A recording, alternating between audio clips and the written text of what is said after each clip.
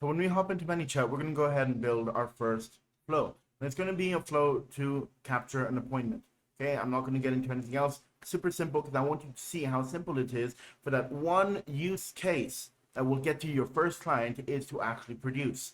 So we're going to start with send message. What we're going to do is we're going to choose a trigger. This is for anyone, for example, who clicks on an ad. So your client is running an ad for special haircut or whatever, and the ad is, hey, book an appointment with us. So when they go ahead and click on this ad, we're going to have to make sure that we've taken care of this, but that's going to be a video for another moment.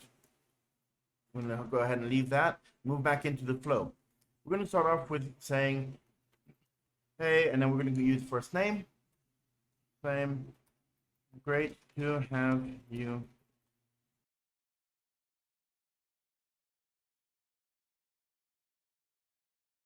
Right. So I'm going to put in a button. One's going to say, remind me later. And the next one I'm going to say, yes, let's book it. So the whole idea of remind me later is when they click on an ad, they may be interested, but they may not be interested in this exact moment. So we're going to go ahead and drop in a smart delay right here. We're going to wait 6 hours. And then we're going to send this message between 6 p.m. and 8 p.m. their time. Let's go ahead and put 8. All right. This means that we're going to wait for the workday to be over and then send them that message. So the first question we're going to ask is this for you or is this going to be for someone else? We're going to put in here a button for me, or someone else. Okay. When they hit for me, we're going to create an action step that's going to save. We're going to go here to set user field. User field is going to be hair appointment name. And the value is going to be first and then last name. And that way we capture their information right then and there. If it's for someone else, we're going to create another message. User input. Put this right there. And then we're going to save this to hair appointment. Now, once we've got that, we're going to go ahead and create another step. Drop this in here. Hit the little magic wand to make it nice and pretty. Let's go ahead and get rid of this text box. Hit user input again. We're going to choose date and time. We're going to create a new user field right here. Hair appointment date time. We're going to select date and time right here. Hit create.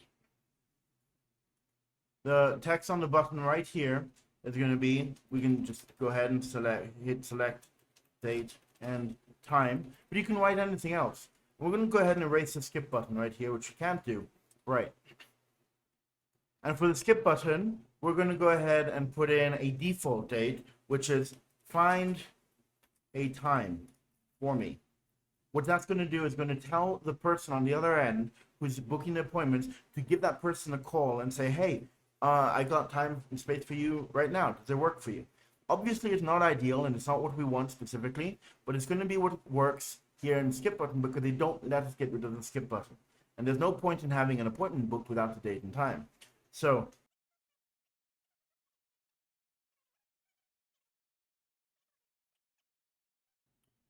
right.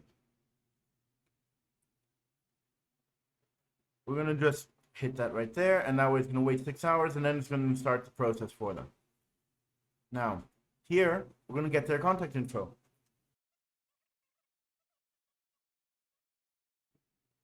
We're going to go here and select email. We're going to leave these turned on, and we're going to get rid of the skip button.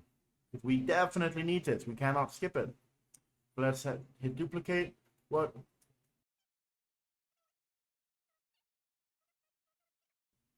And here we're going to go ahead and hit phone. Again, we're going to leave all of this on. If they have a WhatsApp ID, they're going to go ahead and get this saved. If they don't have WhatsApp, well, it's fine. Okay, if you don't plan on ever using WhatsApp, that's fine. Just get rid of it. Just go ahead and go right there. Now, we're going to go ahead and skip the skip button as well. And we're pretty much done. So the next step right now is to go ahead and send a confirmation message. Great. You're all booked for, and then here's where we can move in a bit of magic. Hair, appointment, date, and time. We just need to click on this and make sure that the format makes sense. So when is the appointment? The appointment is set for Monday 2 at time. It's going to be at, let's say, 3, and then we're going to put in minute, and then we're going to put in, let's see, we've got AM, PM, and done. Save. Now it's going to put all that information for us. See you there.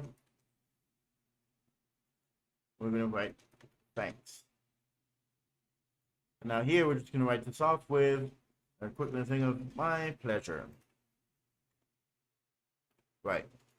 This is very basically a flow, and this will take care of booking an appointment. Now, there are other nuances involved here, such as exporting this to the CRM of the hair salon or the barbershop, or connecting this to an interface such as the Google Sheet account, where the receptionist can take note of things and apply it and get all the information. There's a lot more that goes into this than just this. That's fine. We're going to learn about this over time with the other videos that I go putting up here. Or if you want to join the free Your First Chatbot Challenge, and you can get it done in 5 days. Link below. Now, once we've got this set up, we're going to hit set live and see if it gives us any errors. No errors. So we're now ready to hook this up to the actual ad. And this is basically your most basic use case. It doesn't necessarily have to be with just an ad. It can also be with user sends a message, right? We can go ahead and detect specific words right here. If a message contains appointment, for example, or it can say haircut, and that'll trigger the same flow as well. So we're going to go ahead and hit create, and we're ready to go. All right, it's pretty simple, pretty straightforward.